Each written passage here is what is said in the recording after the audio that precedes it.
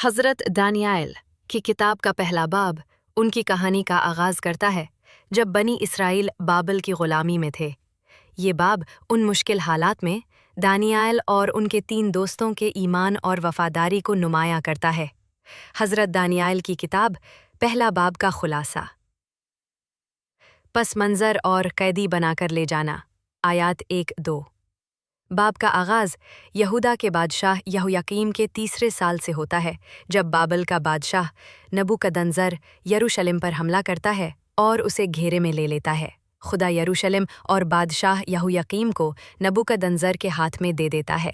نبوکدنضر ہیکل میں سے خدا کے گھر کے کچھ برتن بھی لے جاتا ہے اور انہیں بابل میں اپنے دیوتا کے مندر میں رکھتا ہے۔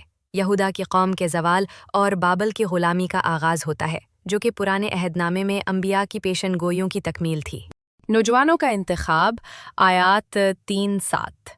نبوکدنضر اپنے خواجہ سراؤں کے سردار اشفنز کو حکم دیتا ہے کہ بنی اسرائیل کے شاہی خاندان اور شریف گھرانوں میں سے کچھ نوجوانوں کو منتخب کیا جائے جو خوبصورت، کوئی جسمانی عیب نہ رکھتے ہوں، سمجھدار، علم والے اور بادشاہ کے محل میں خدمت کرنے کی قابلیت رکھتے ہوں۔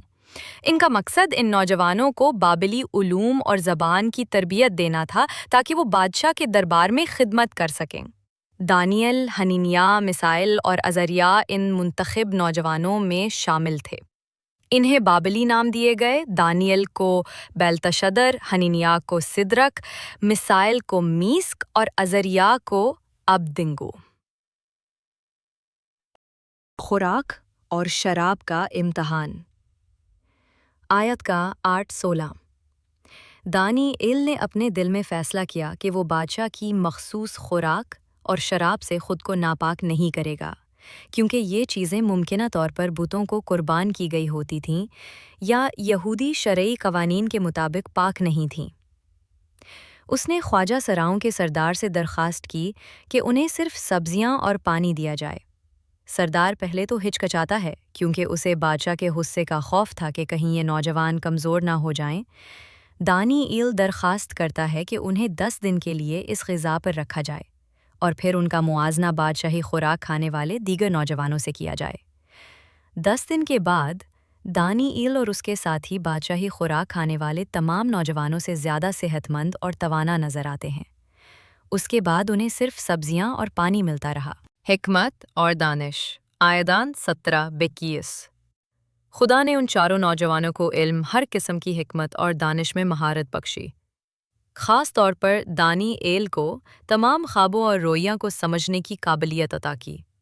3 سال کی تربیت کے بعد انہیں بادشاہ نبوکدنضر کے سامنے پیش کیا گیا۔ بادشاہ نے ان سے گفتگو کی اور پایا کہ دانیال، حنینیاہ، میشائیل اور عزریاہ جیسی حکمت اور سمجھ رکھنے والا کوئی دوسرا نہیں تھا۔